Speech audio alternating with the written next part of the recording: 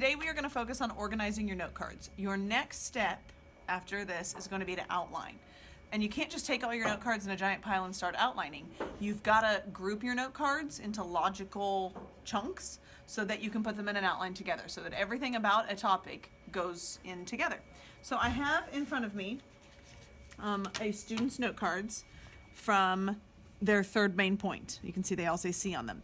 Now, her third main point actually has two different chunks in it. She's got a chunk where she's going to talk about Edward Fields, and then she's got another chunk where she's going to talk about the neo-Nazi movement. So I would have to organize those separately. So I'm going to remove the neo-Nazi movement and just focus on the Edward Fields chunk. So within her main point C, she's going to have two chunks that she focuses on.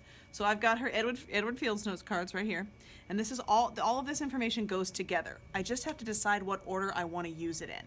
So watch me, and I'll show you how I walk myself through it. So I've got all of the Edward Fields note cards here. I'm going to go through and read each one and decide logically in a timeline what order I would use them in. So this one says he joined a group basically called the Christian Anti-Jewish Party, and he makes being Jewish a death charge. Ouch, he wants to kill people. Okay, we'll put that down, and then we'll decide if the next one would come before it in his life or after. So he was a knight of the KKK in 1980 and organized a small Klan. I don't know. I don't really know whether that's I'm going to put it next to it because I don't know if I'd put it before or after it right now. He believed in the white supremacy movement, anti-Semitism, and anti-communism. This guy really hates people. He had role models like Julius Streicher, Eugene Talmadge, and J.B. Stoner, who were Nazi group leaders.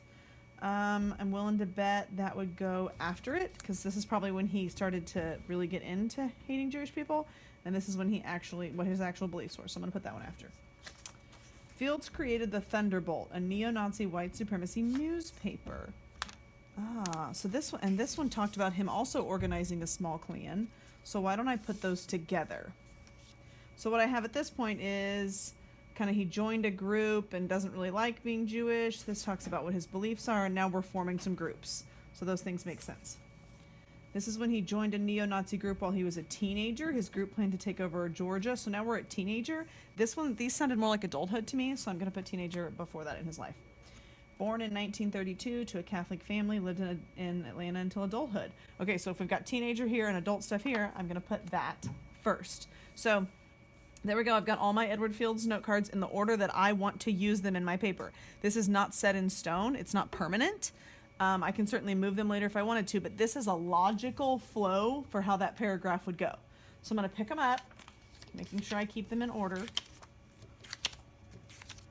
and I'm going to wrap a rubber band around them so that I know that when I get to this paragraph, I'm going to chunk those note cards out and be ready to go. So this is actually one paragraph inside of main point C.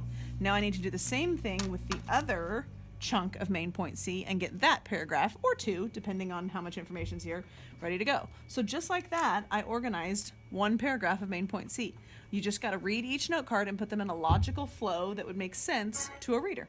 So that's what we're going to be working on today, is organizing our note cards to get ready to outline. Good luck.